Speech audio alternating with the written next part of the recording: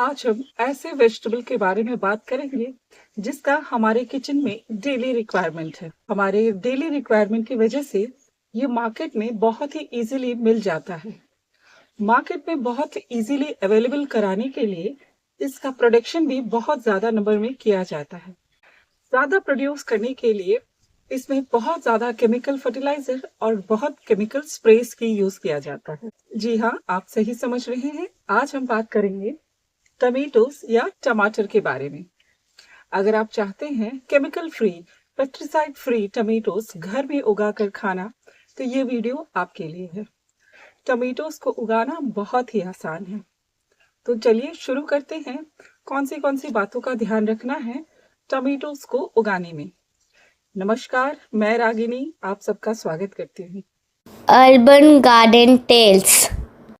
इसे आप स्टार्ट कर सकते हैं बहुत इजीली सीड से, या फिर आप अपने घर के टमेटोज से भी इसे स्टार्ट कर सकते हैं। अगर आप अपने घर के टमेटोज को कट कर कर इसके लगा रहे हैं तो वो बहुत ही इजीली स्प्राउट हो जाएंगे और टोमेटो प्लांट में कन्वर्ट हो जाएंगे। लेकिन फ्रूट का जो क्वालिटी है वो नहीं रहेगा जिस फ्रूट से आपने उस पौधे को उगाया है, क्योंकि हमें जो मिलता है मार्केट में, जो हम घर में यूज करते हैं, ज्यादातर वो हाइब्रिड टोमेटोज होते हैं। हाइब्रिड कोई भी वेजिटेबल जब हम उसके सीड से उसके पौधे उगाते हैं तो वो अपने ट्रू टू द फ्रूट नहीं होते। यानी जिस फ्रूट से आपने उसे उगाया है सेम वही क्वालिटी का फ्रूट वो प्रोड्यूस नहीं कर पाता। वो उसके F1 या F2 जनरेशन, यानी जो उसका पेरेंट जनरेशन रहा होगा, जहां से उसे मॉडिफाई करके हाइब्रिड क्वालिटी का बनाया गया है, तो वो सीड हो सकता है उस वैरायटी का फ्रूट प्रोड्यूस करे। इसीलिए अगर आप स्टोर बॉट टमेटो से पौधे उगा रहे हैं तो आपको सेम क्वालिटी का टमेटोज नहीं मिलेगा। आपको जिस भी क्वालिटी का, जिस भी वैरायटी का टमेटोज उगाना चाहते हैं, जो आप खाना चाहते हैं, उस क्वालिटी के आपको सीड्स लेने होंगे।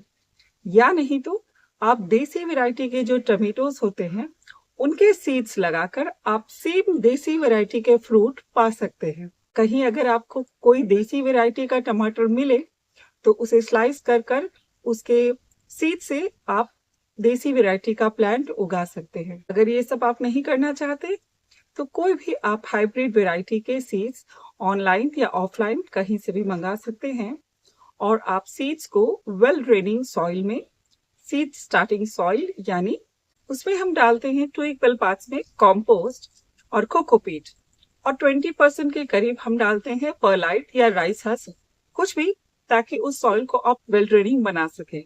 इस सीड सॉइल मिक्स में आप अपने सीड्स डालकर उसे लाइटली कवर करें और आप अपने सैपलिंग्स रेडी कर सकते हैं। अगर आप गार्डनिंग में न्यू हैं और सैपलिंग्स रेडी कभी आपने नहीं किया तो आप सैपलिंग्स नर्सरी से भी जा सकते हैं।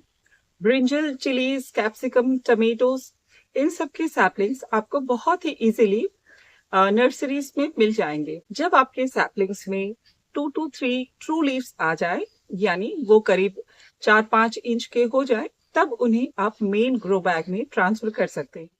पॉट साइज की बात किया जाए तो टमेटोज के जड़ काफी लंबे जाते हैं, इसीलिए इसके लिए 12 से 15 इंच के कंटेनर लें। टमेटोज को एक वेल ड्रेनिंग लेकिन little moisture holding kind of soil पसंद है। यानी अच्छी भुरभुरी सी सॉइल बनाएं जिसमें पानी ना रुके। पानी देने पर वो कुछ देर बाद अच्छे से निकल जाए, लेकिन उसके सॉइल में, उसकी मिट्टी में हल्की नमी भी बनी रहे। इसीलिए आपने 50% के करीब कोई भी गार्डन सॉइल, उसमें डालें आप 30% कॉम्पोस्ट, 10% डालें कोकोपीट, और बाकी 10% में आप नीम खली, बोन मील, रॉक फॉस्फेट, लकड़ियों की राख डालकर उसे अच्छे से मिलाकर एक भुरभुरी सी मिट्टी बनाएं। ये बहुत ही हेवी फीडर्स होते हैं। इनके पूरी लाइफ साइकिल में इन्हें हम फ्रीक्वेंटली फर्टिलाइज भी करते रहते हैं। हर डिफरेंट स्टेजेस में अलग तरह के फर्टिलाइजर्स यूज होता है।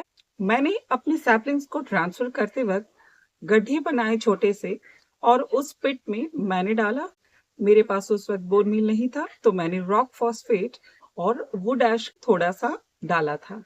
उसके बाद मैंने अपने सैपलिंग्स को ट्रांसफर किया था। वो dash high in potassium, phosphorus और बहुत सारे माइक्रोन्यूट्रिएंट्स से रिच होता है, जिसके कारण लेटर टोमेटोज में आने वाले डिसीजेस के अगेंस्ट वो फाइट करता है।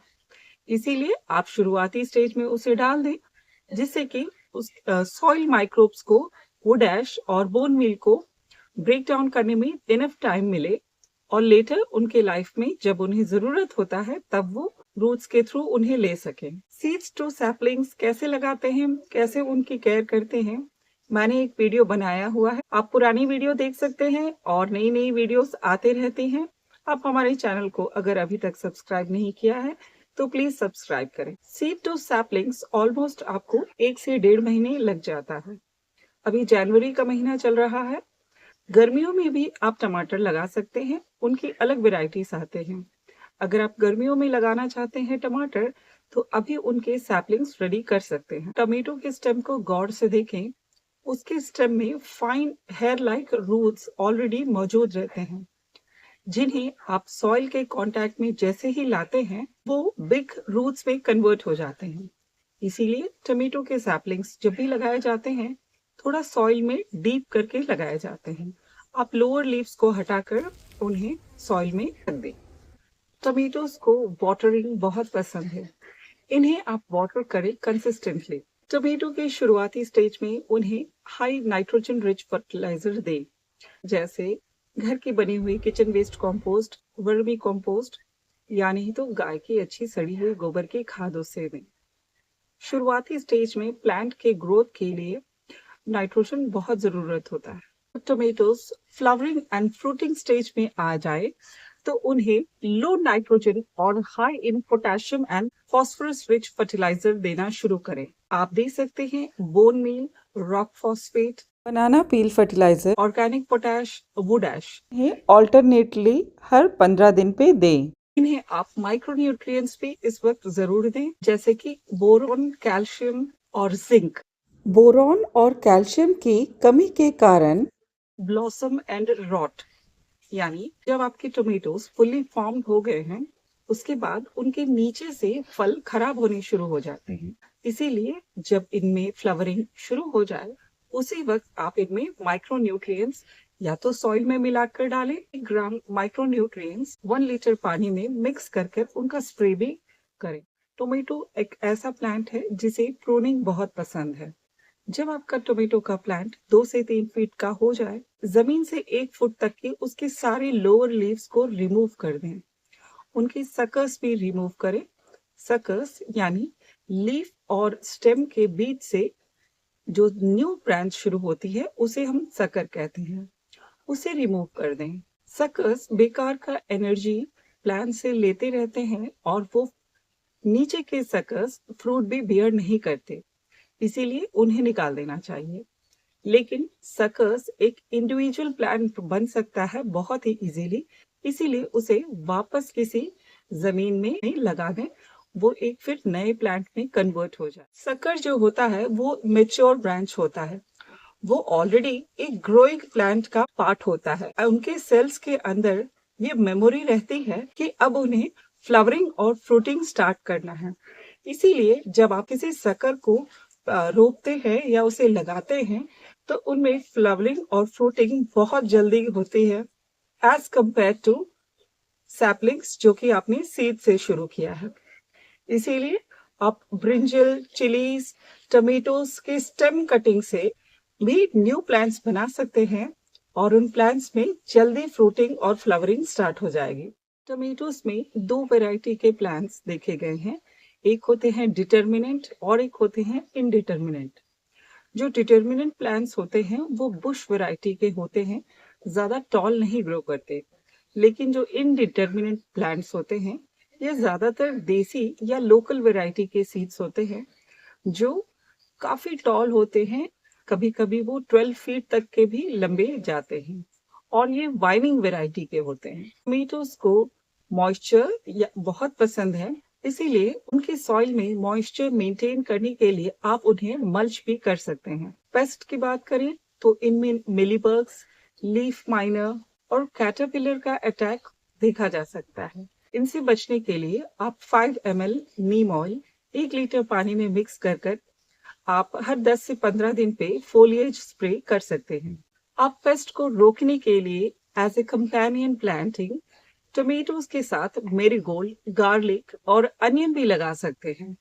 इससे भी पेस्ट दूर रहते हैं।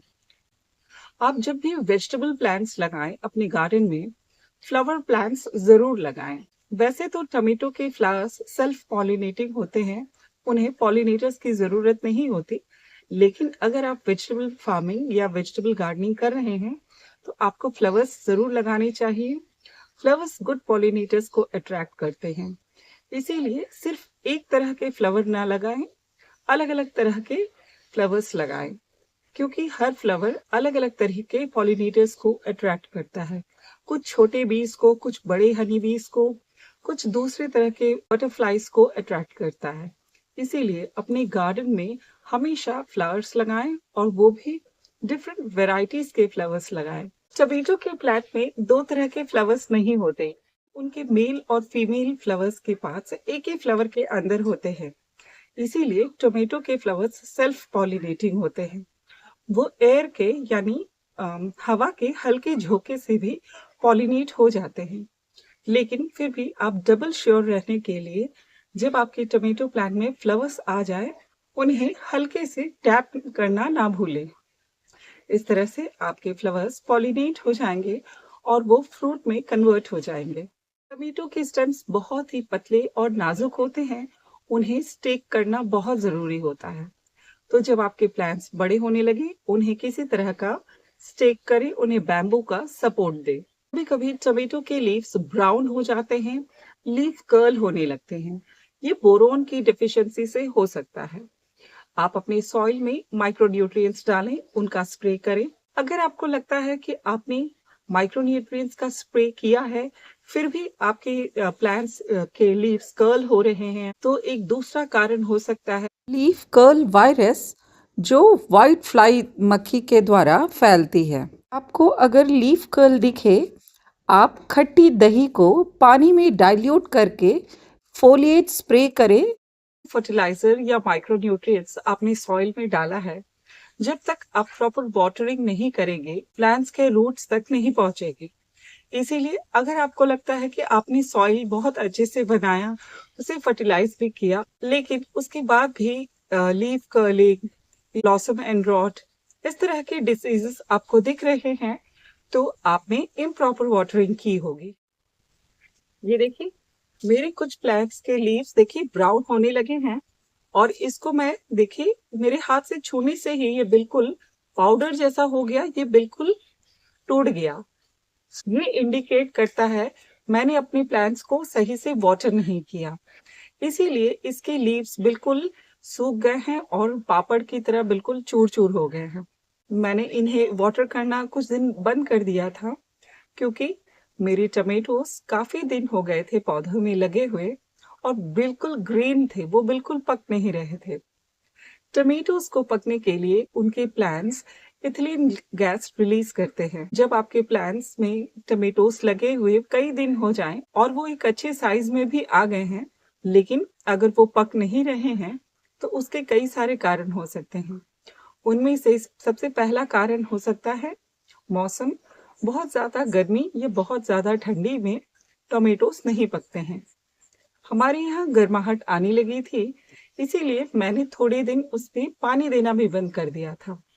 जब आप पानी देना बंद करते हैं तो प्लांट्स को एक शॉक मिलता है और वो अपने फ्रूट्स को या अपनी सीड फॉर्मेशन की तरफ चले जाते हैं। इस तरह से मैंने अपने प्लांट्स को ट्रिक किया और आप देखें मेरे सारे टमेटोज पकने लगे हैं। जैसे ही टमाटोस थोड़ा सा ब्लश करने लगे, थोड़ा रेडिश कलर आने लगा, मैंने फिर वाटरिंग साइकिल ठीक कर दिया, क्योंकि उनके ऊपर के ब्रांचेस में भी फ्लावर्स लगे हुए थे, वो भी फ्रूट में कन्वर्ट होने। इसीलिए मैंने ज्यादा दिन इन्हें ड्रॉट कंडीशन में नहीं रखा। तो जब आपके टमेटोज नहीं पक रहे हो, वो एक अच्छे साइज में भी चले गए हैं, मौसम भी सही है, तो आप इस तरह अपने प्लांट्स को ट्रिक कर सकते हैं। लेकिन इसे बहुत सावधानी से करें। अगर ज्यादा ड्रॉट कंडीशन में आपने प्लांट्स को रख दिया तो वो खराब होके मर भी सकते हैं। इसीलिए ज्यादा दिन नहीं रखना है, 1-2 दिन पानी देना बंद कर देना है। उसके बाद फिर उसे कंसिस्टेंटली वाटर करते रहें। जब ऊपर के स्टेम्स में फ्लावरिंग आ रही है तो फिर हमें वही हाई पोटेशियम और हाई इन फास्फोरस फर्टिलाइजर देना है। लिक्विड फर्टिलाइजर्स जैसे लिक्विड सीवीड फर्टिलाइजर या बनाना पील फर्टिलाइजर, ये सब जरूर दें। जब टमेटोज फॉर्म होने लगे उस समय अगर प्लांट को हाई नाइट्रोजन फर्टिलाइजर मिल जाए तो फिर टमेटोज ऊपर से क्रैक करने लगते हैं। इसीलिए ध्यान रखें जब टमेटोज फॉर्म होने लगे उनमें लो इन नाइट्रोजन फर्टिलाइजर डालना है। किसी भी तरह का कंपोस्ट ना डालें, उसमें phosphorus and potassium rich fertiliser डालना शुरू करें। आज का ये टोमेटोज के ऊपर वीडियो आपको कैसा लगा हमें कमेंट करके जरूर बताएं। अगर आपको ये वीडियो अच्छा लगा, अगर आपको हमारा इंफॉर्मेशन पसंद आया तो हमें लाइक भी जरूर करें। और मैं उनसे रिक्वेस्ट करना चाहूंगी जिन लोगों ने अभी तक हमें सब्सक्राइब नहीं किया है, हमारे चैनल को प्लीज सब्सक्राइब करें। इसी तरह के अच्छे अच्छे वीडियोस मैं आगे भी लाते रहूंगी। तो मिलते हैं अगले वीडियो में, तब तक के लिए नमस्कार।